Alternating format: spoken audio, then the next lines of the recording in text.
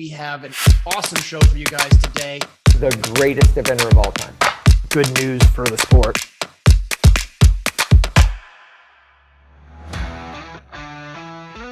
Welcome to the John and Rick Show, brought to you by Horse Trailer Pros. We are in the Jump for Joy studio and are really excited. This is going to be a fun show, a really informative show.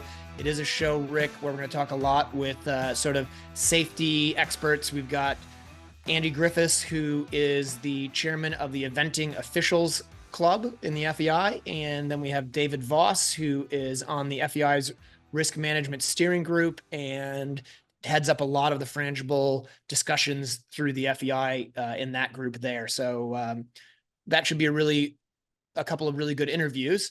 But Rick, we just finished Stable View. We did just finish Stable View. Wow. I know, well, I think you had said that Bobby said to go out and do it like you were, don't hold back. But I don't know if he said don't go back. Oh, don't hold back. But I think the plan was they were going to go out and have a good run. Right. Have a good run. And things, I mean, Will went out there and did really well with Off the Record and Diabolo. Got that right. I think Fetterman B and Commando 3 did great. And so did Blake HSH with Caroline Martin. I know she had more time and then, it's fine. She went slow around there. So yeah, I think it went out well. I think Liz Halliday had some good runs on Master C and the other Shanro Cooley. Yeah, and then the one that she's reserve on, unfortunately, John, she had a pop off at the 5B, which was early on in the course. I don't even know what. I think it was into the water, something with the water. I don't know. Do you know? I'm not sure what the fence was, but I know it was 5B. You're right with that. It was early on. My guess is she was going out to have a good quick round and made a mistake. And, I guess credit to her for trying, right? Like, it's a bummer. Not what you want for your reserve rider to have happen. I know it is a bummer. And I know, she was interviewed and said, of course, it is a bummer. You just never want to come off when you're doing a mandatory outing. And I'm sure she had something to prove because, she is the reserve rider and she really wanted to be on the team. So it could have been a little sock 'em to 'em, but unfortunately it didn't work out for her. And she is still the reserve rider. I'm sure they're prepping and getting ready to go. So as I understand it, they all went back to their home bases. Yeah. I think they go back. The Aachen guys get ready for that competition. Bobby goes over there for Aachen. And then comes back, and then they get ready to head over to France, where they spend like 6 days in a camp there or something like that. In France, at the farm that they found, south of Versailles or somewhere around there. Correct. I think in French it's Versailles. You sounded very southern. Versailles. Hey, and then kudos and shout out to James Alliston for winning. The outing on Sydney on Diamante QC Diamantaire. Yeah, awesome.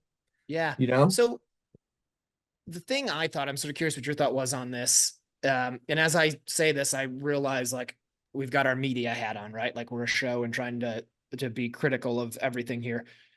I would be nervous if I were the coach right now as to how competitive we're ready to be. And I think, I said last show, I think this team's going to do really well. I think they're going to get a medal, but they didn't start on great marks in the dressage. No, and it was surprising. And that's Jane Hamlin. So it's Jane Hamlin. So it's not like it's a judge who hasn't judged big internet, like she judged world championships and more. So, and who was the second judge? We had two. Sarah Leary. Yep. So I was shocked. I was shocked that Off the Record scored a 35. It's typically in the sub 30s. The Blake horse scored a 33.3. I think Boyd went into the sub 30s. Yeah, Boyd, as I look at it here, Boyd is the only one who was in the 20s. That's a lie. Mixed Master C was on a 28.8. Right. You had Commando on a 27.8, and Coleman on Diabolo was on a 29.6. So that's only one of the 3 team members sub 30, right? Because Diabolo's the alternate. And So I mean, I can tell you this, that it was at Stableview, and I don't know about you, but those rings aren't the most conducive for, I mean, they're going to be at the Olympics, mind you, I get that. And there's going to be a lot of atmosphere and a lot of yeah, stuff. Uh, who knows what happened? I was shocked as well. And I think all of them had clear show jump rounds, except for Liz. yeah. Hold Is on. that correct? I'm I've kind of got it pulling here. out my memory. So Liz had a poll on Mixed Master C. Caroline had a poll on Blake, Which is unusual. yeah. Liz was clear on Cooley Nutcracker in the show jumping. Okay, there you go. So, the one thing I will say, yeah, is I do think there's more I want to say more.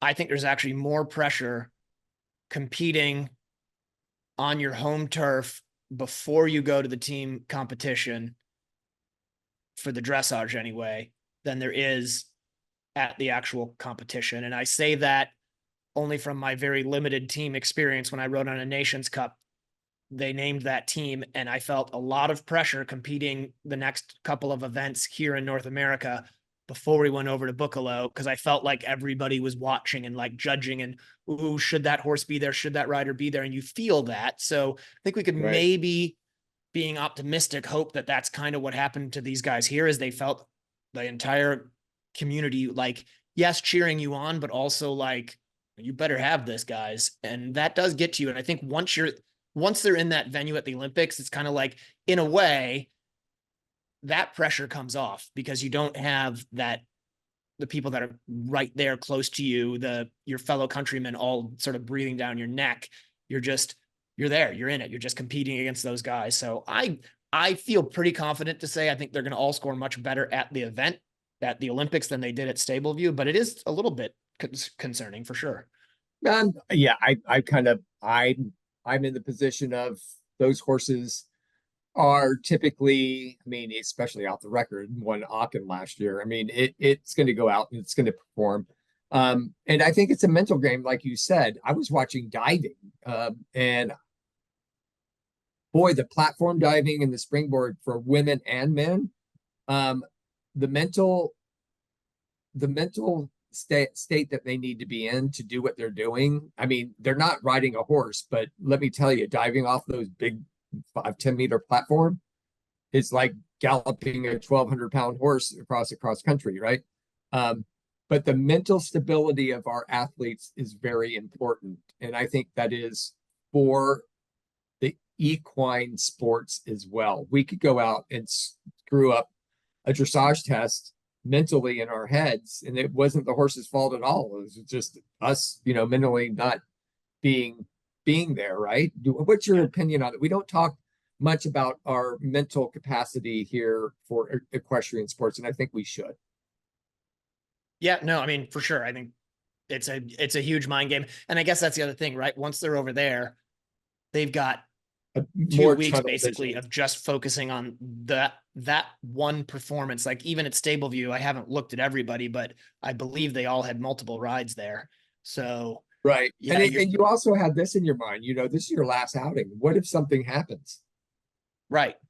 Yeah. What if you tip up at the 5th fence?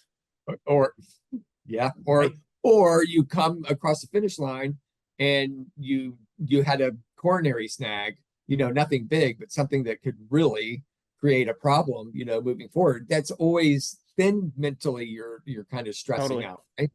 Yeah.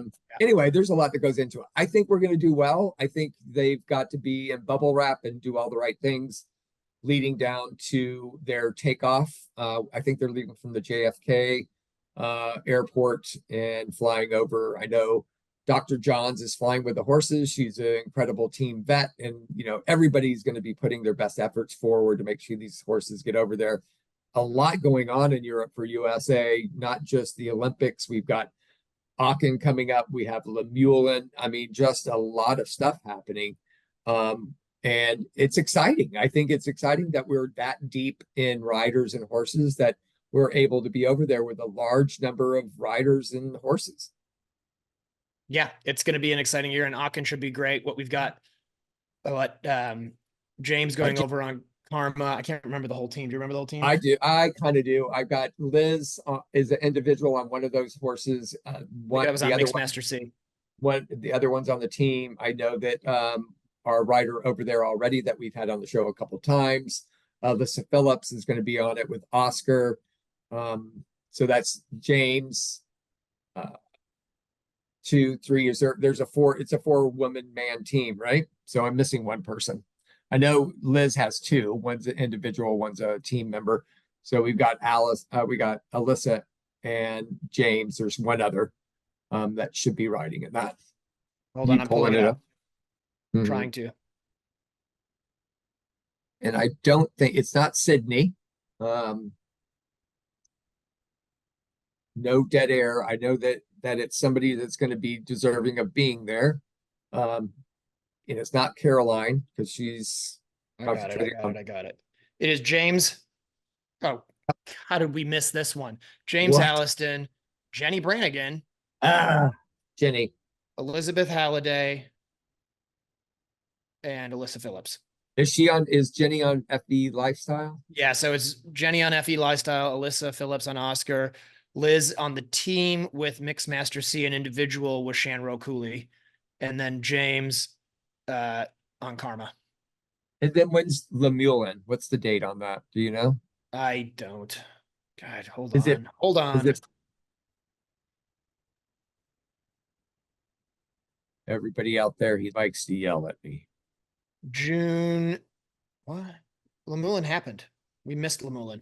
Oh, that's right. When Lemuelin is, it just happened. I'm sorry. It did just happen. Sorry. You're making us look like a bunch of monkeys. I know. I don't know why I did that. The 5-star, it was heavy rain. That's right. I was on it.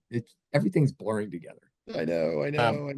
We had a lot of rain for that, and then I think the exciting part of that was the 4-star short that ran with all the Olympic hopefuls for Great Britain.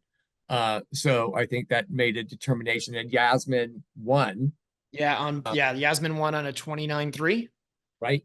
And then you had Tom McEwen on JL Dublin, Michael Young on Chipmunk, Michael Young again on one I don't know. I haven't seen before. Kilcandra Ocean Power. Yeah, it's a new it's a chestnut. Yeah, it's right. It's a cool and then Sandra Offarth. Yep. And then Ross Cantor was in the mix. Ross Cantor was in the 5 long on Isolot. Yep. Finished 4th. Yasmin was 3rd there on Ray High DJ. Tom McEwen was 2nd. And then Laura Day. Oh my gosh, I'm going to massacre this name. Laura Day. I'm sorry. Ledekirk Meyer. I got Meyer. There you go. So here's the interesting thing though, right? And I don't know how this correlates to the Olympics. So the winner at the 5 long finished on a score of 35.6. The winner of the 4 short finished on a score of 29.3. So I don't think they're taking any. You don't think the Lemuelin long horses are going to? No. But what I'm saying is we're talking about like you need to finish on that dressage score. Oh, yeah. How important are those dressage scores going to be for the 4? What realistically is going to be a 4.5 long? Is that what we're calling it? Yep. Yeah. I mean, it's a 4-star. I mean, the four short at Lemuelin was tough. They couldn't make. I mean, time was very hard. Yeah, I think it gave a lot more problems than the great Lucinda Green, who was commentating saying, "I didn't think it was going to have this much trouble," and I think the same thing is going to happen for the Olympics, right? I think it might be another Rio revisited, where everybody thought they were going to go down there and just bop around and be fun and happy, and I think it's going to be tough. Yeah, well, it's supposed to be a pretty twisty, turny course. I don't think there's a lot of terrain. They got to cross over a couple of those big rivers on these floating bridges, and They're it's be interesting crazy. to see how it all goes down. Wait, and before we wind up, Will made a funny comment in his interview. He said, "As long as you stay on the bridge and not go off into the water, you're going to be fine." Yeah. Yeah, I've seen that happen before. Have you? Yes. Really? Do you remember kind of the same thing? I've seen it happen once at Checkmate where somebody fell off the side of it. And then once at Radnor, they had like a bridge under the water you're supposed to run Right. And across. they went off the side of it. And Peter Green's horse came off the side of it, and they both swam out to the shore in the end. Yeah, it was That's comical. I felt bad for him, but it was pretty funny. Well, right, we have Go an ahead. important show, like you were going to say, coming up. And I think one more thing that we need to probably shout out is our Saffron Cresswell, who had a fall in the 25 and under at Bicton. I heard she's recovering and sending her thoughts out to everybody from that was from her family, but she's been on our show. She's a really good rider over in England.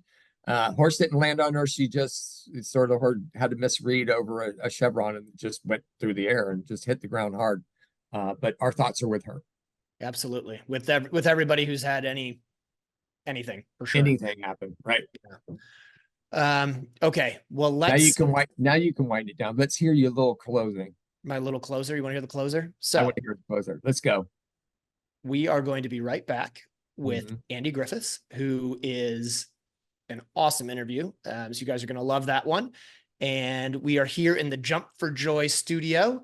So thank you to Jump for Joy for sponsoring this awesome studio. Thank you to Horse Trailer Pros. My trailer is in right now getting all of the repairs and fixes done. It is like 25 years old and it still rolls down the road like brand new, thanks to Matt and Horse Trailer Pros. So cannot thank that team there enough. They are awesome. And we are going to be right back with which segment is it? Hold on. It's your segment. EquiBrew. Yeah, We'll be right EquiBrew. back with the EquiBrew segment right after this. Stick around for the messages, guys. Want to advertise on the John and Rick Show? Contact John at 352-875-8622. Or call Rick at 850-879-2649. For a horse owner on the road, your trailer is essential. No one enjoys being stuck on the road. At Horse Trailer Pros, we repair, renovate, and maintain all makes and models of horse trailers. We work directly with your insurance company or manufacturer for warranty repairs and insurance claims. Our state-of-the-art facility provides quick turnaround and friendly customer service. Considering a living quarter conversion? We do those too. Find comfort on the road with Horse Trailer Pros. Call or text 352-804-2131. HorseTrailerPros.com. Aero helmets represent real change for equestrian helmets, offering patented new technology and an unparalleled level of safety testing. It is the only Snell-certified helmet with MIPS on the market. Aero visors are interchangeable, meaning you can wear your Aero 3 ways, with a formal visor, a sun visor, and as a skull cap. Our shimmable liner means you can customize the fit for your head and your hairstyle. Upgrade to Aero today. Hey, it's John here. I just want to let you guys know I got back from schooling at Magnolia Sands Farm here in Ocala, Florida. Their cross-country field is perfectly suited for a first outing on a young horse or schooling your upper-level horse. Magnolia Sands offers over 110 jumps ranging from starter to intermediate, plus multiple banks, ditches, and waters. They're constantly updating their courses and have even added new ditches and a starter ditch wall. Conveniently located in Northeast Ocala, Magnolia Sands has made it easy for riders and trainers with online waivers, Venmo, and PayPal, and even offer a golf cart for guests. MagnoliaSandsFarm.com. EquiBrew, now available in the USA. It's a live probiotic that you feed daily to your horses. The live microbes go into your horse's gut and cleans up the gut wall, creating a healthy gut system. EquiBrew is an essential part of my feeding program. My horses love to eat it, and it does a really good job of promoting gut health and also good behavior and great performances. It's something I recommend for all of your horses, no matter what they do in their careers. It's so affordable, I can use it on all of my horses in the barn, not just my top horses. Order EquiBrew today by going to brickfieldnutrition.com or calling 850-879-2649. Welcome back to the John and Rick Show, brought to you by Horse Trailer Pros. We're here in the Jump for Joy studio, and this is our EquiBrew segment. EquiBrew is an amazing live probiotic. It helps your horse's gut health.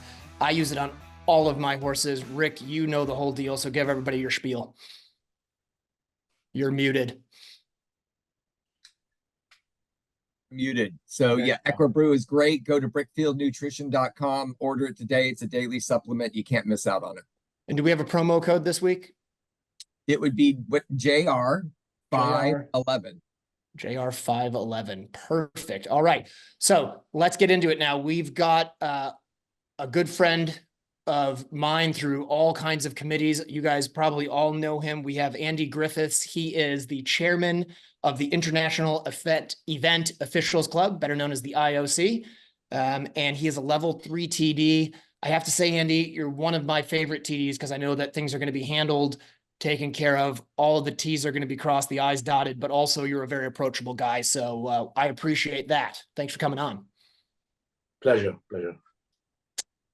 So the big theme for this week is going to be about safety in the sport. Obviously, there's been a lot of things going on, a lot of them not fun. But before we get into that, I thought one of the things that's helpful for our audience is to know really who you are. So I've known you as Andy Griffiths, the TD, and the guy who's very interested in safety on all of my committees, or all of the committees that we are on together, I should say. But tell us a little bit, how did you get into horses and how did it transform into getting into the official side of it and becoming a TD? Sure. Well, I was lucky enough as a child. My father had horses and the family had horses, and we hunted all our lives. We started hunting when we were about 4 or 5, and we carried on. I didn't do a huge amount of competition up until after the time I came back. I went to the Middle East for a while, the surgeon in the Middle East. And I came back and I had this sort of urge because I love jumping. And I met up with a very famous English trainer called Henrietta Knight. And Henrietta Knight was in that stage in the eventing world. And I actually went to her one day and she'll tell a lovely story. And I said, I really do want to actually try and ride around badminton. And that's really, when I must have been about 24 then, at that stage, I guess, yeah. And then I started with her training, and my father bred a few horses. So we used those horses and we bought a couple more horses. And I sort of had a very sharp rise in success, purely a lot of looking back on it was sort of I just had the right horses at the right time. And then I went on to ride internationally. I rode at the European Championships, Burghley, badminton, and again throughout Europe.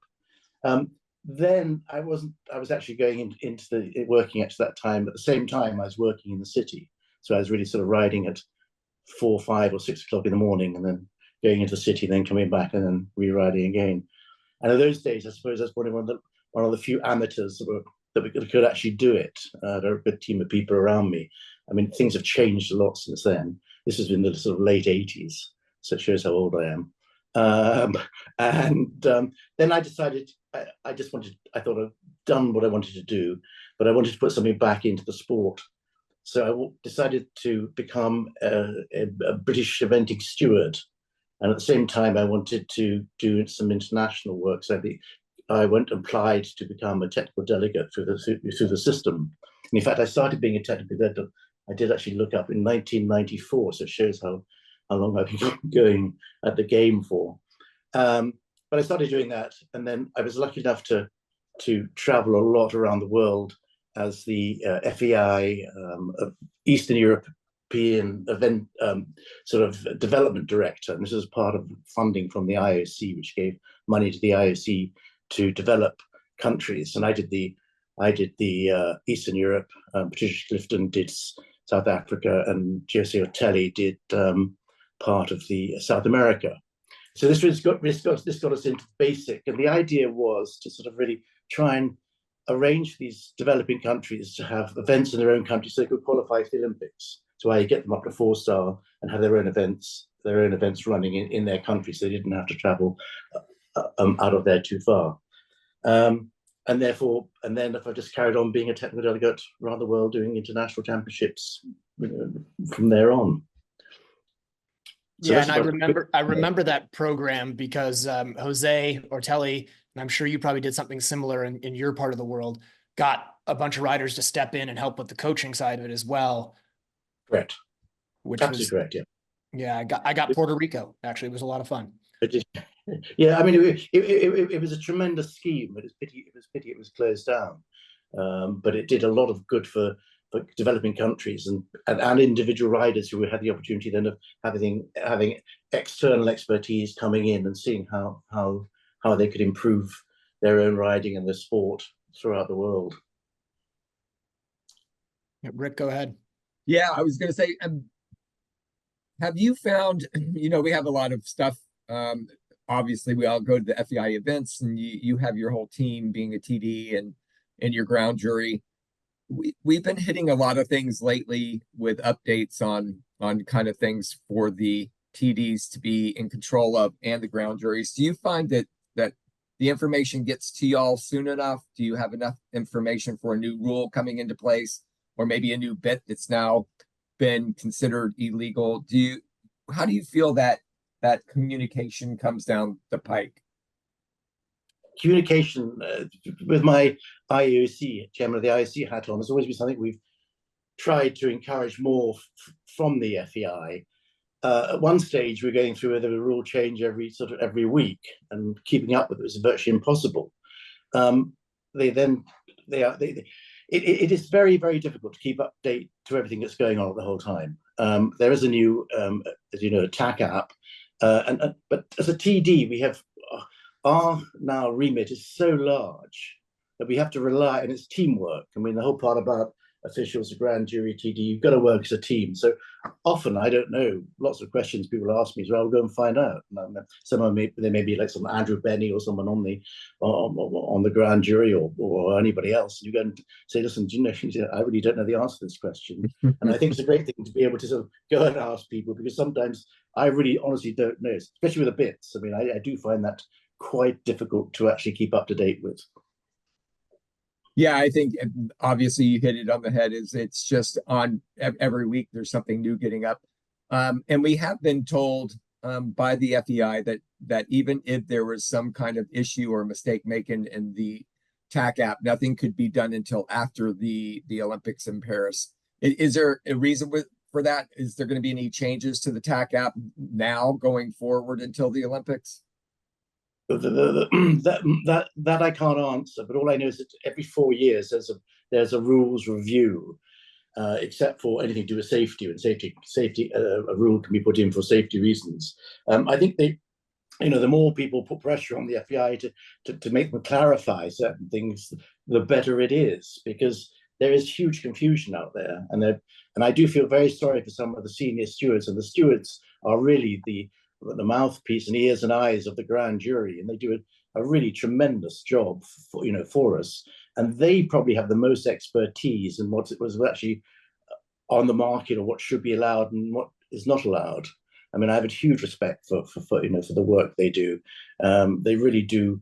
I often have to go to them and ask them answers to questions which I wouldn't know. Yeah. So it's teamwork again, but it is difficult because so many new bits are coming out, so many things are coming out, and they're always a variation. And to actually give a fair judgment on, I mean, one member of the grand jury or one grand jury say yes, and next week you find another one saying no. So it is difficult. I mean, I always look at it, as long as it's a level playing field and fair for everybody at that event, then I think it's fair. But the next event could change. So Andy, I think we want to get into more of safety and some of the things. I know you're very knowledgeable about the MIM system. You know those guys really well. But I think before we really get into that, we probably do need to take a break. But before we do that, where are you right now? I'm in Scotland. I thought so, because I'm looking out your window behind you. Yeah. And that has to be one of the most beautiful views I've ever seen. Is this your house in Scotland, or are you staying? Where are you? No, we're staying with some friends up here. It is amazing. It's on the Mulligan. It's the most beautiful spot in the world. Yeah, that's unreal. So any of you who are listening on the podcast, it would do you well to go join the 18,000 people who subscribe to our YouTube channel. Join them on YouTube and take a look at this view. Can you move the camera a little bit so we can see that a little more clearly? Oh, wow. Look at that. Scan around there. Can you see that? Oh my God. That's amazing. I mean, I love Florida. We don't have views like that. That's pretty amazing. All right. Thank you for that. Thank you to EquiBrew, huge supporter of the podcast and the show. We really appreciate you guys. Thank you, Rick. And again, go to brickfieldnutrition.com. Yep. And order with the promo code. Sorry, I'm spitting this all out. JR511. You get a 10% discount.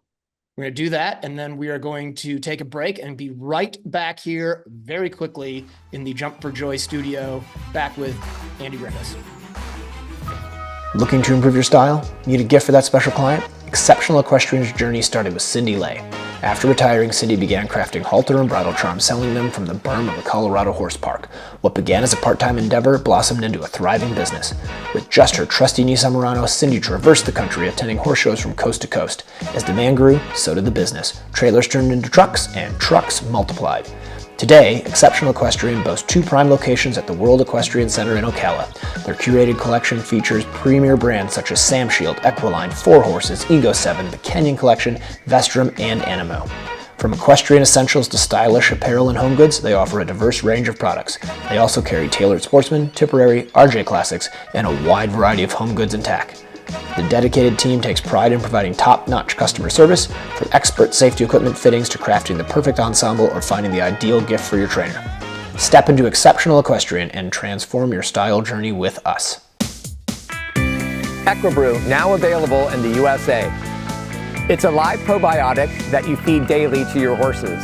The live microbes go into your horse's gut and cleans up the gut wall, creating a healthy gut system. EquiBrew is an essential part of my feeding program.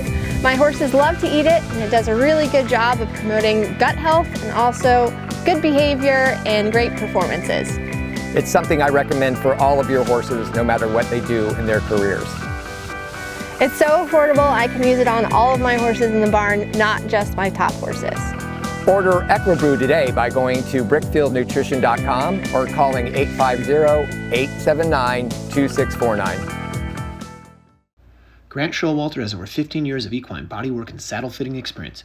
His technique allows him to identify and alleviate tightness in muscles. He uses trigger point massage to release points of restriction. Grant has over a decade of experience fitting and adjusting a wide variety of saddles. His expertise in equine physiology, coupled with a thorough understanding of the importance of a properly fitted saddle, allows him to quickly identify and correct any balance issues. Grant can also adjust your saddle on site. Grant works on all of my competition horses, and I have noticed a significant improvement in their performance at competitions and their overall way of going. Grant's based in Ocala, Florida year-round, but regularly travels to the surrounding areas. For more information or to schedule an appointment, call 484-639-4454. Hi, my name's Leslie Law, and we are a proud supporter of Jump for Joy. We've been using their portable cross-country jumps now for about 10 to 15 years. We love these jumps because, as you can see, they're very easy to move. It would only take another person on the other side, and I could place this fence wherever I wanted to very easily.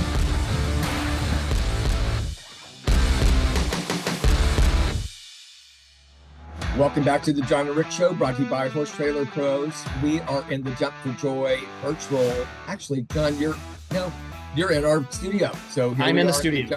Yeah, that's great. Andy, thanks for joining us for this second segment. I think this is a pretty, we all take our sport seriously, and safety is the highest on all of our minds. And the horrible loss of Georgie Campbell last week really also weighs heavily on us, and we send our condolences to Jesse and the whole entire family. Can you talk to us about the efforts going forward or ongoing for safety, and how we do have it in the front of our minds at all times?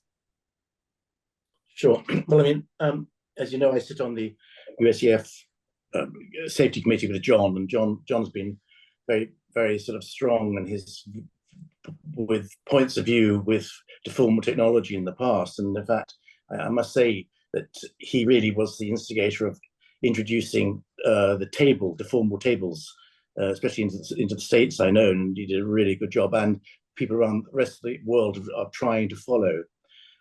Basically, I know quite a lot about deformable technology because I've been involved in it since 2008 when I first met the MIM people, and Mats particularly. And at that stage, he showed me that he had an idea that it was an opening of a beer can or Coca-Cola can when you lift the lip up. And that's pressure. Andy, just to interrupt real quickly, just to interject, that's Mats over at MIM, right? Yes, Mats from MIM, yeah. And then at that stage, I was on the eventing committee, and I realized that there was a way forward for deformable technology in the sport. Basically, it's taken a long time. I mean, basically, 2000, there was a Harrington report. We went through a dreadful spate of fatalities in the sport, and the sport came up with the BE pin. That worked well, but the trouble with the BE pin is that the old pin, it only worked on a vertical force. So the horse had to be technically in a rotation before the pin would actually break.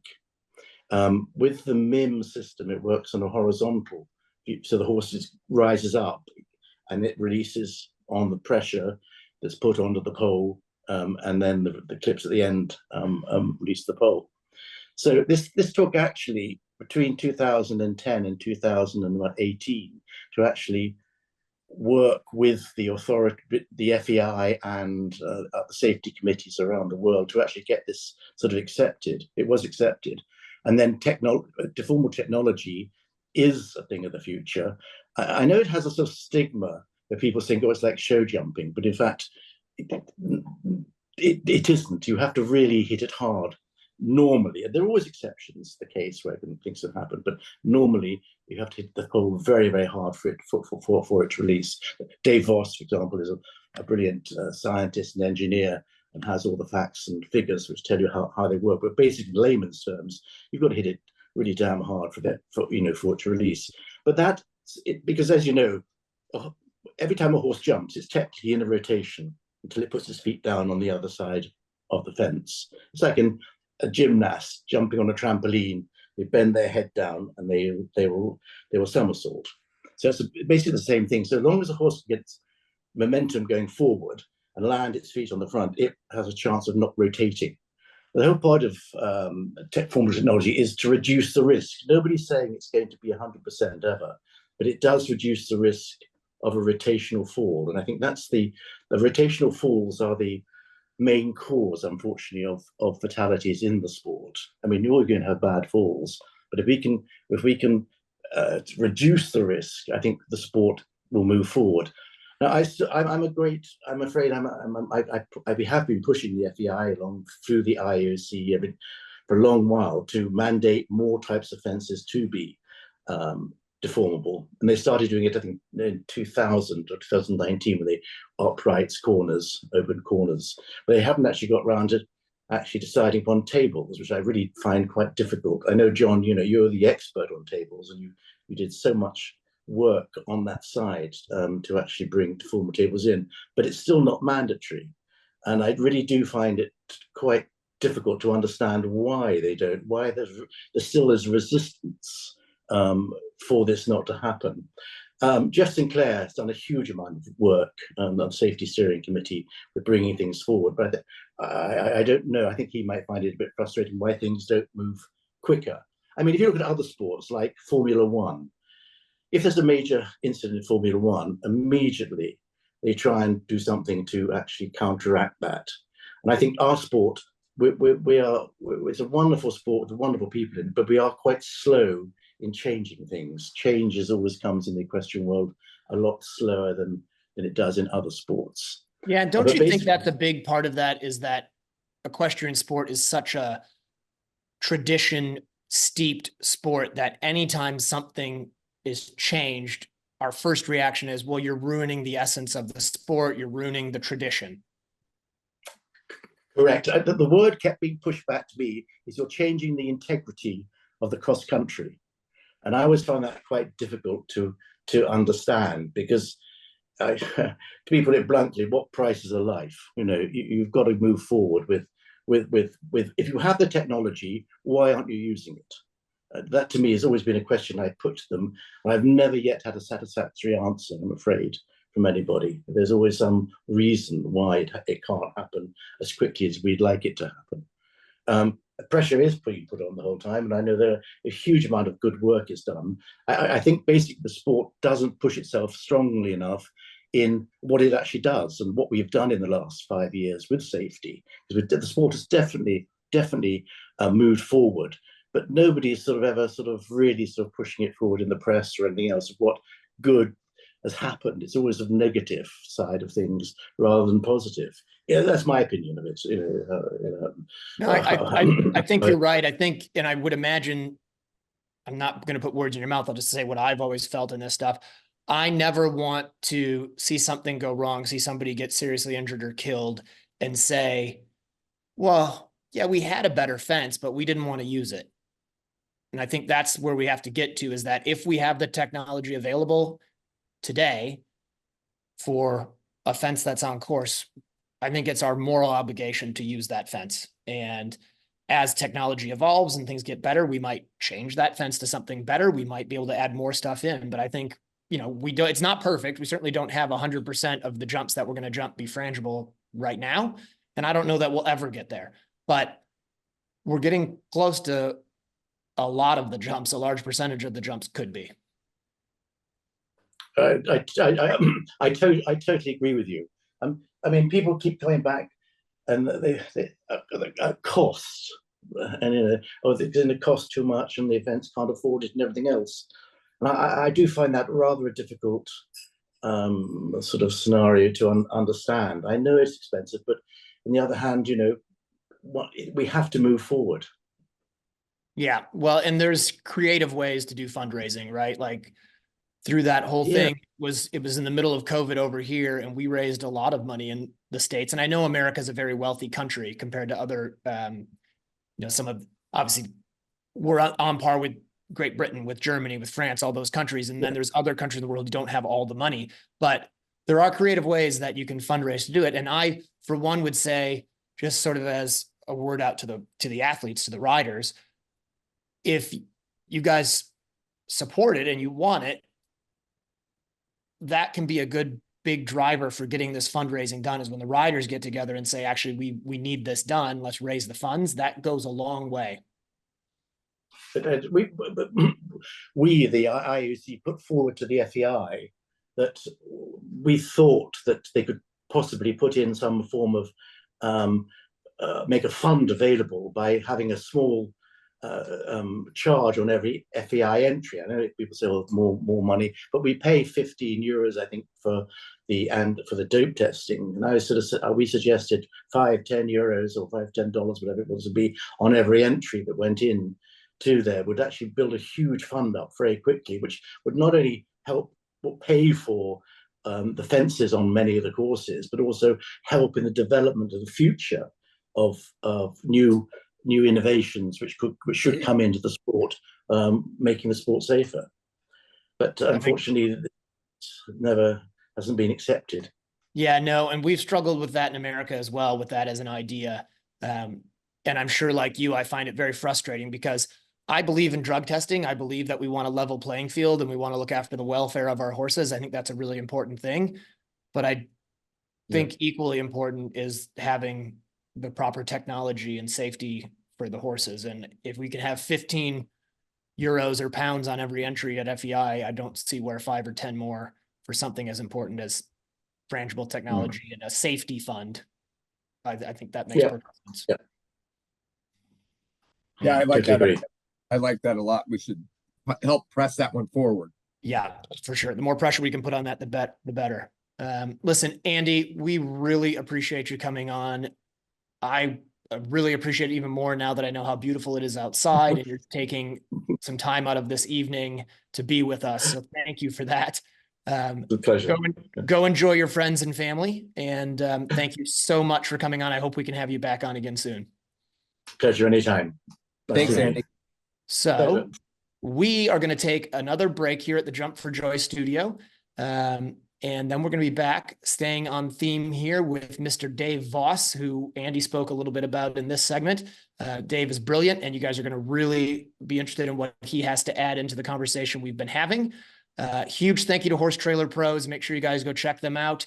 If you're in the Southeast United States and you need some work done on your horse trailer, Matt and his team over there are the place to go. And we're going to be right back in the Exceptional Equestrian segment with Mr. Dave Voss. Looking to improve your style? Need a gift for that special client? Exceptional Equestrian's journey started with Cindy Lay. After retiring, Cindy began crafting halter and bridle charms, selling them from the berm of the Colorado Horse Park. What began as a part-time endeavor blossomed into a thriving business. With just her trusty Nissan Murano, Cindy traversed the country, attending horse shows from coast to coast. As demand grew, so did the business. Trailers turned into trucks, and trucks multiplied. Today, Exceptional Equestrian boasts 2 prime locations at the World Equestrian Center in Ocala.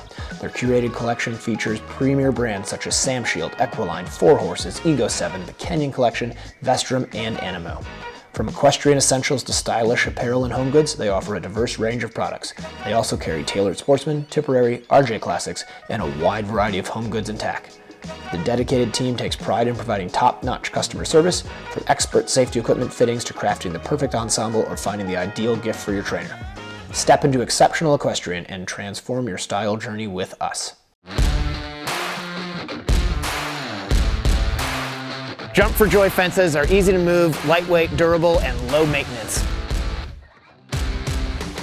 So we're out here on the cross country. We just finished over in the show jumping over the Jump for Joy fences. Had a great time schooling over them. They're really nice and easy to move, so we were able to adjust some things and really have the exact school that we needed thanks to the Jump for Joy fences. I love them. Order yours at jumpforjoyusa.com. Aero helmets represent real change for equestrian helmets, offering patented new technology and an unparalleled level of safety testing. It is the only Snell-certified helmet with MIPS on the market. Aero visors are interchangeable, meaning you can wear your Aero 3 ways, with a formal visor, a sun visor, and as a skull cap. Our shimmable liner means you can customize the fit for your head and your hairstyle. Upgrade to Aero today. Since 1950, Maison Forestier has been offering its know-how to design custom-made saddles for passionate riders. In 2016, Maison Forestier took a turn and expanded into the sports world with the goal of improving the performance of the rider-horse pair. You will find a professional, reactive, and fun team to answer your needs. And this is why I have chosen Forestier for all of my saddlery needs. Feel free to contact the saddle expert in your area for more information by visiting www.forestier.com. Hey, it's John here. I just want to let you guys know I got back from schooling at Magnolia Sands Farm here in Ocala, Florida. Their cross-country field is perfectly suited for a first outing on a young horse or schooling your upper-level horse. Magnolia Sands offers over 110 jumps ranging from starter to intermediate, plus multiple banks, ditches, and waters. They're constantly updating their courses and have even added new ditches and a starter ditch wall. Conveniently located in Northeast Ocala, Magnolia Sands has made it easy for riders and trainers with online waivers, Venmo, and PayPal, and even offer a golf cart for guests. MagnoliaSandsFarm.com. Welcome back to the John and Rick Show, brought to you by Horse Trailer Pros. We are here in the Jump for Joy studio. This is the Exceptional Equestrian segment. Exceptional Equestrian is an awesome tack store. It's over at the World Equestrian Center here in Ocala. They're also online, so you can order really cool stuff from them that way. Amazing products. The Kenyon belts we talk about all the time. They're just beautiful, but also incredibly durable. I use mine as a belt, but also I sometimes have to catch my loose dog running at the neighbor's fence line with it. And as beautiful as it is, it puts up with that really well. So if you're looking for an awesome, beautiful, and durable belt, check out Exceptional Equestrian. And we now have Dave Voss here, who has become a very good friend and fellow person who likes to abuse himself by being on all of these various committees worldwide. Dave, thanks for coming on. Pleasure. Good to see you guys again. So, Dave, obviously a pretty tough last week and a half, 2 weeks here for the sport of eventing with Georgie Campbell's accident. And obviously we don't need to get into details of that, but what it has done is brought to the forefront once again where we're at as a sport and all of the advances that we've made. And I would hope you feel like me in that I'm very proud of what we as the sport have done to this point, but it does, when any bad accidents happen like that, it makes you reevaluate and think, are we on track? Are we pushing hard enough? So with that in mind, I guess the first thing I would ask you is, how do you think we're doing? Where are we at? I mean, I think we're doing really well from the point of view of beginning to get a sort of broader sense of the importance of the topics we've been working on for safety. In particular, obviously the main one of my focus area is frangibles, but also I've been actively involved in the helmets work with the FAI. But in general, I would say super good progress, but not enough adoption. So we have really good solutions available, and today still we're running at less than 10% of the FAI events fences being frangible. So that's not good enough, right? I mean, that's why we had yet again another bad occurrence with Georgie. So I'm really excited about the progress. I mean, I don't know if you recall when I first joined you guys in 2016, and kind of no one even wanted to listen to the geek in the corner, and now we're really making some progress. But we need to get the ball over the hill and seriously deploy what we have available. So with that in mind, obviously, we were just talking with Andy Griffiths about it. One of the big things that we pushed here in the States were frangible tables. And I know that is not related to the accident this past weekend, but it seems to me that here in the States, we've done a pretty good job of getting them out there and making them available and being used, quite honestly.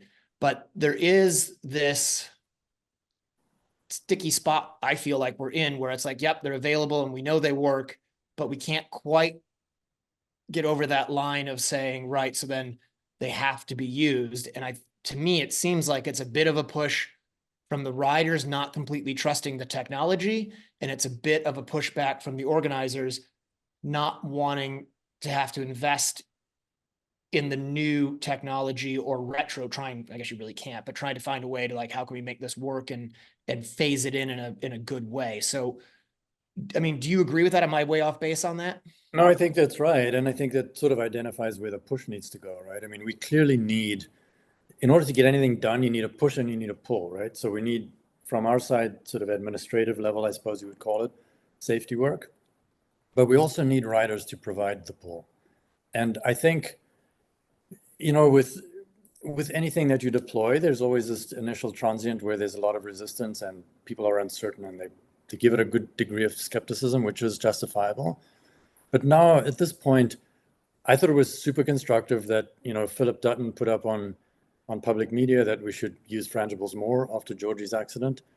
Liz Halliday said we need to figure out how to do more safety on her public postings.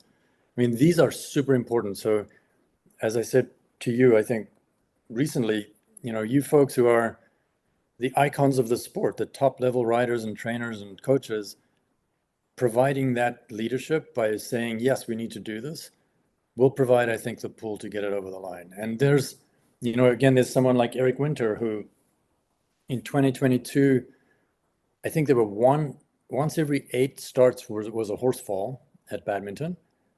And he sort of decided, I'm going to take the bull by the horns here. And this year, I think he had 14 fences on course were frangible. So significant step forward. But we need to get to like 99% or 100% frangible, because that's the way we get this problem solved. And it's going to make the sport, it'll change it, but it makes it way more competitive and just way more attractive. I just have one more here, Rick, and then just one quick one, and then it's all you. So with that all in mind, one of the big ones that sticks out to the forefront for a lot of us was Liz Halliday. I think it was 2 years ago when she had that table activation near the end of the course. When she came out and made the comment about being so pro safety, I thought that was a huge thing, because that table you know, I think it is fair to say that a lot of people think that was a false activation. You looked at that a lot. So can you speak to that? Do you think it was a false activation? No, I mean, so it's really important for everyone to kind of get calibrated on what the energy levels are. So think of it this way. The energy it takes to activate that table is like dropping 22 pound, like a 22-pound dumbbell in the gym, like a really nice heavy one, onto your head from like 8 feet. Yeah. That's how much energy is involved in tripping that table. It's a lot, you know, and we focus a lot on tables, but I did a very careful review last year with a lot of help from FEI, from Natalie, on the kinds of fences that cause most horse falls, because the horse falls are the ones that lead to bad situations. And you have like 88% of bad horse falls happen at non-frangible fences of a wide variety. So you have almost a 10 to 15% range on roll tops, brush fences, tables, spreads, square spreads, corners. So there's really not one fence that sticks out as dramatically more dangerous than the rest, other than if it's frangible or not. If it's frangible, it's dramatically more dangerous than a non-frangible, less dangerous. The other way, right? than a frangible one, which is, frangible ones are just, you have to get the structure out of the way. So if you have a not frangible fence on course, it's going to be way more dangerous than if you had a frangible alternative there. And this was perfect example here. You know, Eric had the last 2 badmintons into the lake. He had frangible fences on those post and rails and on those sort of almost wall fences he used this year. And they worked extremely well. They came down a very small number of times, saving probably bad falls. And the vast majority of riders rode really well and cleared the fences. And then we have this very big log into a water, not even into the water, but onto the ground, that ran into the water last 2 weeks ago with Georgie. And we have a terrible tragedy. I mean, we just need to face the facts and learn. Yeah, I mean, Dave, I totally agree. And I'm glad to know, again, what was the percentage for badminton fences this year? There were like 14 fences on course that were frangible. I mean, Okay. It's significant progress. Yeah, that's good. And John, do you know the number at Kentucky? It seems like almost everything was frangible. It was a lot. I don't know, Dave. Do you know how many we had at Kentucky? Yeah, but I would be amazed if it's more than 8 or 10. Really? Yeah. Okay. I need to start counting when I go out there and walk them. Yeah. Just really get more. I mean, I typically make the point of looking at them and say, well, that definitely needs to be a frangible pen. But I agree that even after learning 2 weeks ago, it's not acceptable now with the technology that we can shoulder anybody's death in our sport. And I think whatever it takes, you know, John, I so appreciate both of you for all your dedication to safety, and especially the table technology that, you know, years ago, it's been 4 years now for the death of the girl of our U.S. rider at Rocking Horse. And I think that kind of Canadian, but yes. Yeah, Canadian. I think that pushed you forward as well. And so I think I'm rambling around to say, I think we've got to be, as riders and supporters of the sport, we just got to start pushing for this technology to be used. And to the point of them activating on course, you know, we're just going to have to, whether we feel like they should have or shouldn't have, we just have to accept it and move on, because that's what we need to do to improve our safety at the sport. So that's what I'm saying to everybody out there. Yeah, 100% agreed. I mean, it's the way to think about it. The way I think about it is, first of all, I think everyone should calibrate themselves, really build an awareness in your mind of what the sport is that we're doing. I mean, if you hold some numbers in your head, like what are the energy levels that are at work here? You're talking about 20,000 joules of energy on a horse galloping at, 600 meters a minute. It takes only 250 joules to have a rotational fall. It's just this tiny, tiny fraction of all this energy, which happens because of basically a trip up, basically a mistake. And mistakes happen At 5-star level, at Burley, well, let's see. Let's do the badminton case. Once every 8 starts was basically a horse fall. That means you have 1 out of 8 starts is an error, and we cannot have bad consequences because we have a 1 out of 8 error rate. So we need to build on the back of that. Once the error happened, people should begin to understand, I'm going to make errors. No matter who you are, you're going to make errors. So what you want on the back of that is, let's not have a catastrophic outcome just because a mistake was made. And remember, in the cases of humans, we have basically a 1 in like 28,000 deaths over the sport in the statistics over the last, I think it's 12 years. Horses, it's 5 times more, right? So, and we are very much the owners of responsibility for our horses. So we can't really accept those numbers, right? We have to, and never mind the death, serious injury is so debilitating to the community, to the creatures if it happens to them, to the it's much greater responsibility distribution than just the rider, is my point. You have around every rider a community of 10, 20, 100 people, between owners and sponsors and so on. We sort of need to be responsible to our entire community. So I think riders, competitors, parents, sponsors, financiers need to put into their heads this notion of, it's really quite easy when you're galloping around at pace on a creature of this size for things to go badly. It's just actually a whole lot easier to make it safer. So let's do that, especially when we have so many great solutions available just waiting to be used. Yeah, very well said. And I think one of the things I admire about you most is that I think more than a lot of us, you don't have to be doing any of this. You could be just sitting back, enjoying your horses at home, having a great time. But you give back to the sport. And so thank you for that. Oh, pleasure. We're going to take a break here and then come back if you'll stick around for one more segment with us. So thank you again to Cindy Lay over at Exceptional Equestrian. Yep. Great. And one thing on Exceptional Equestrian is they have 2 stores on property at WEC. They have a wide selection of clothing and tack. So go out there. She has it. It's a nice boutique on both sides. Go enjoy and spend some money there because it's great stuff. Well said. We'll be right back. For a horse owner on the road, your trailer is essential. No one enjoys being stuck on the road.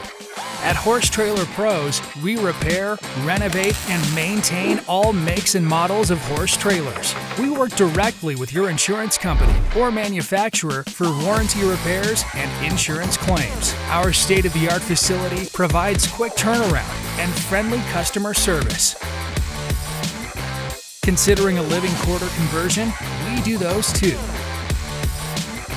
Find comfort on the road with Horse Trailer Pros. Call or text 352-804-2131. HorseTrailerPros.com. Reset, reboot, rebuild, restore. Experience the transformative power of our formulas you can trust. Elevate your horse's well-being from the inside out with Parkmore supplements. European designed, American manufactured, and Kentucky Proud certified. Parkmore's Devil's Own Detox, Nature's Own Binding Agent, cleansing your horse's system, now available for your canine kids too. Say goodbye to unwanted elements and hello to vitality. Parkmore Special Vitamin Mineral Supplement, a micronutrient powerhouse, no fillers, just 4 ounces a day for a 5-star eventer to thrive, because excellence deserves exceptional nutrition. Parkmore GLF Immuno Booster, unleash the magic gold, the #1 building block for cell replication. Elevate wellness and recovery for your horses and dogs, whether after training, travel, competition, or during periods of injury, illness, or surgery. Parkmore HI Oil Infusion. Customize your blends of herbs and spices to naturally combat inflammation, bacteria, and restore gut flora. Elevate your horses and dogs' appetite naturally. Expert guidance awaits. For more information, schedule an online, telephone, or on-site consultation with Fleur or one of our dedicated team members. Visit parkmoresupplements.com or call, text at 502-265-8345 to elevate your companion's well-being today. Welcome to The Hunt. The pursuit of greatness awaits, and we're on a mission to conquer our goals. Every step we take, every lift we make, we are driven by an insatiable hunger for excellence. There are no limits, no boundaries that can hold us back. We may have different objectives, but we share a common purpose: to push beyond our limits and achieve the extraordinary. Like a pack of fierce and unstoppable warriors, we stand united, a community of relentless individuals who refuse to settle for mediocrity. Obstacles, they're just stepping stones on our path to success. We welcome them, learn from them, and rise above them. We celebrate each other's victories and lift each other higher, inspiring greatness in one another. At CrossFit EFIT, we don't just hunt for success, we embody it, breathe it, and conquer it. Prepare yourself, because this isn't for the faint-hearted. This is for those who crave the thrill of pushing beyond the ordinary. CrossFit EFIT, on the hunt.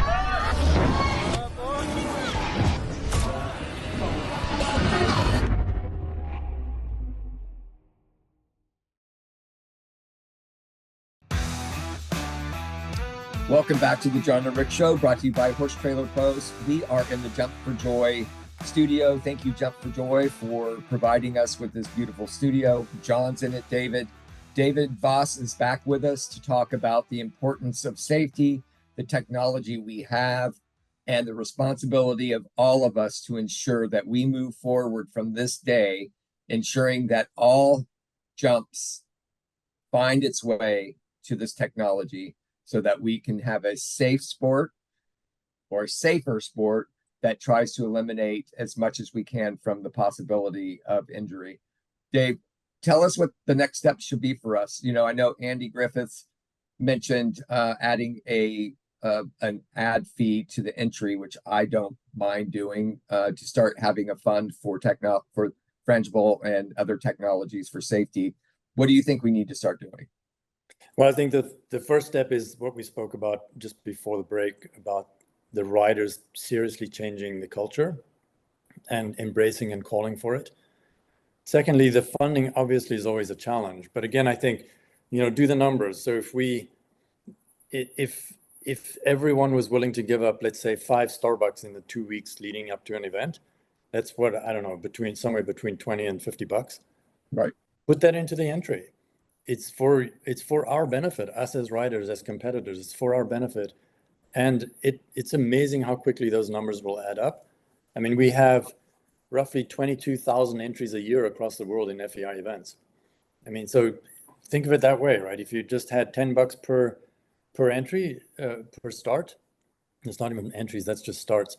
That's, $220,000 that's able to be deployed to make things safer. And so there are many, many ways to do this. I think if our mindset changes to figuring out how to get this done, we'll get it done.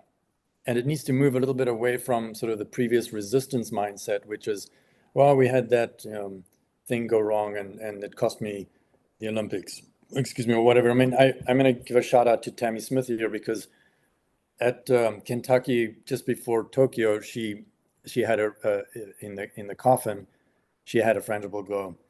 And long story short is we had a lot of conversations, and I reviewed that very, very carefully. And she later came up to me at badminton in 22 and said, Dave, I didn't get back to you on complaining about this because I decided I just need to ride better. That's the spirit right there, right? She didn't go and yell and kick and scream and lament, not being able to go to the Olympics because of that case.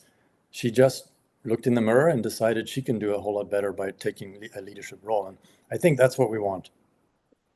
I totally agree, Dave. And John, you can pipe in on this one is, so she did have a pen. I don't think that we should put that into our selection process. Anyway, I think it's probably something we need to look at and say, just because that happened doesn't mean it should exclude you from moving forward on a selection process. That's my opinion.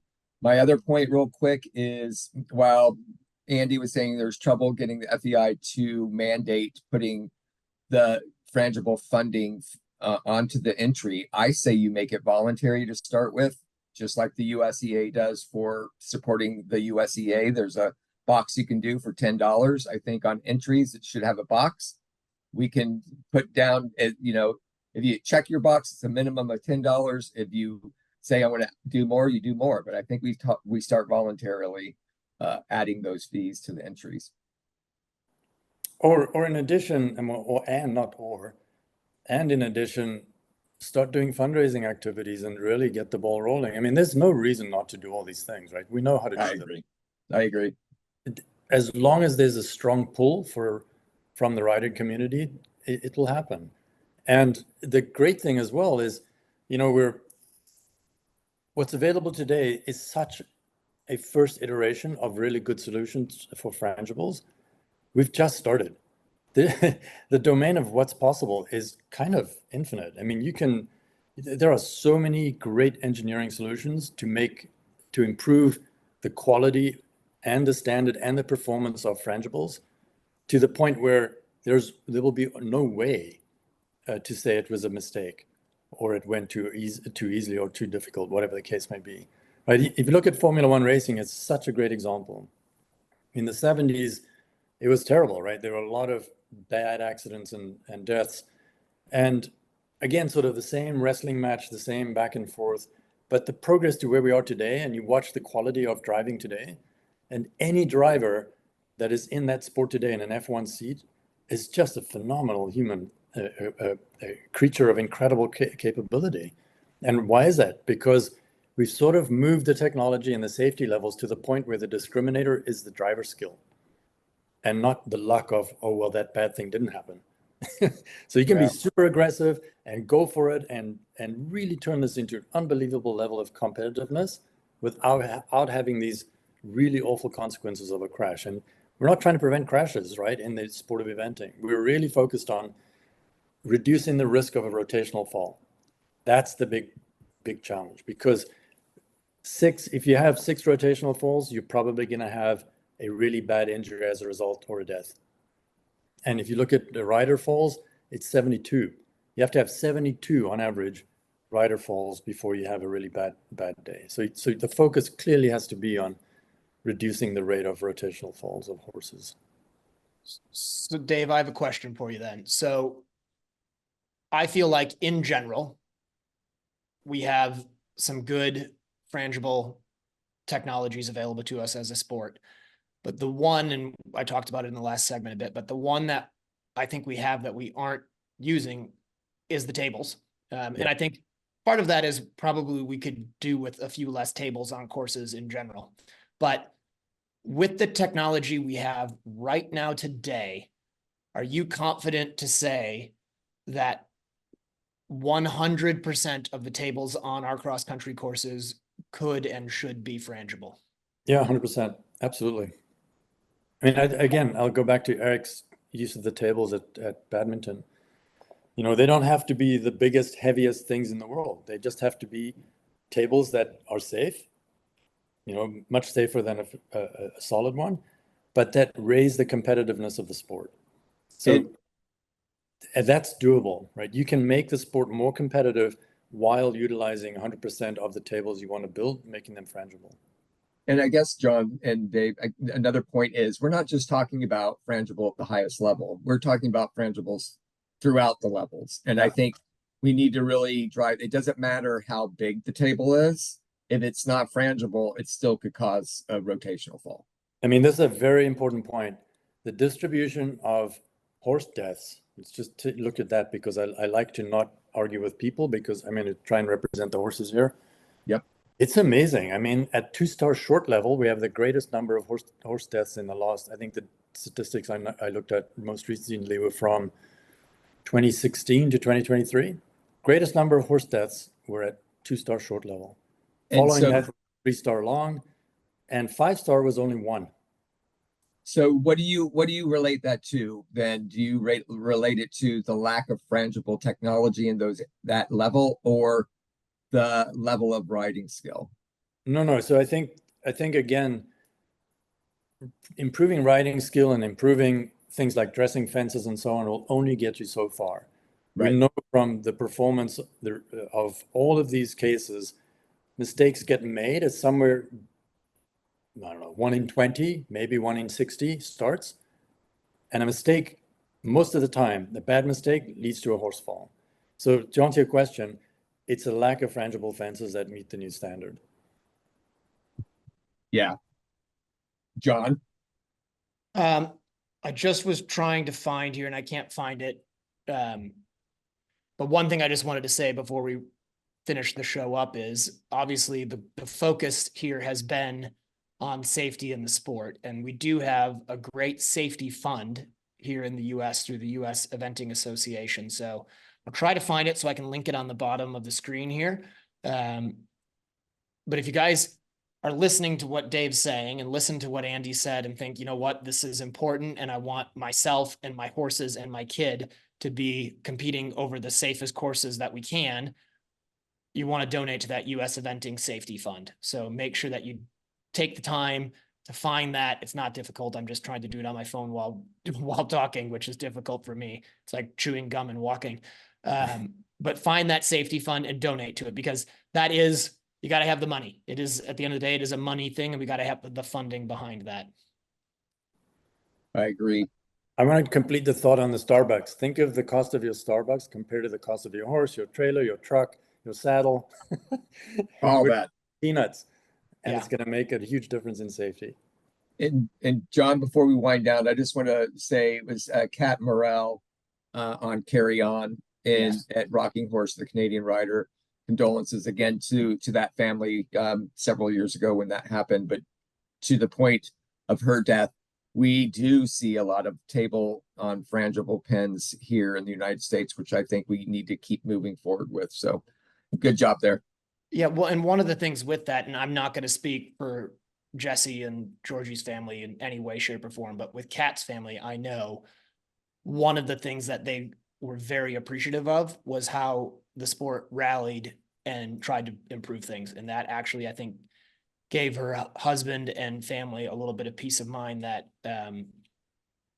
at least, but again, not speaking for them because this is pretty sensitive stuff, but at least we were trying to take that terrible day, huge loss, and use it as some way to improve things for other people. And I think that did give them some peace. So when you think about this and you're like, gosh, we don't want to capitalize on something terrible, I think you're correct. We don't, but we also want to be aware that it's a big reminder of the risk that we take and how can we make things better. I agree. And as we wind down again, Annie Goodman's another example of a low level, riding her horse. So all of us out there that have anybody that's injured or causes death, we appreciate Dave's ability to come in here and start helping us with the understanding of technology, and John, for you getting it in place. Well, Dave, thank you for coming on. We really appreciate it. I know we kind of took the middle of your day. You probably could have been out riding a horse. And I still think that would have been a great plan with you on a horse hacking around. Maybe not the safest idea, though. I did do one meeting like that once. It was pretty funny. That's awesome. Like I said to Dave, we had Jenny Brannigan on a few seasons ago. She was in a pool. She was in the pool. Dave decided he wouldn't look as good as Jenny in the pool, so we decided not to do that. Well, thank you guys, and thanks again to you from the community for all you do to improve the sport. Such a great sport. Yeah, well, thanks to both of y'all, because really it takes leaders like you to help us keep pushing forward. We appreciate it. We wanted the John and Rick Show to again talk about safety. John, you're being one of those guys that are out there in the forefront, and Dave, you as well. So here, me being the John and Rick Show, I appreciate both of you, and we can only keep going with this, John, as we wind down this show today. Well said. All right. We will be back in a couple weeks' time, hopefully with another informative and fun episode. So until then, thanks so much for joining us. Thank you to Horse Trailer Pros for being the title sponsor, big time sponsor. You guys have been amazing to us. 5 years, 18, almost 9,000 subscribers on YouTube. It is the biggest eventing show in the world. I'm going to say that confidently. So we are thrilled that you guys are watching. We're so thankful to Horse Trailer Pros for supporting us, and to all of our other sponsors from the Jump for Joy Studios. Thank you so much, and we will catch you guys on the next one.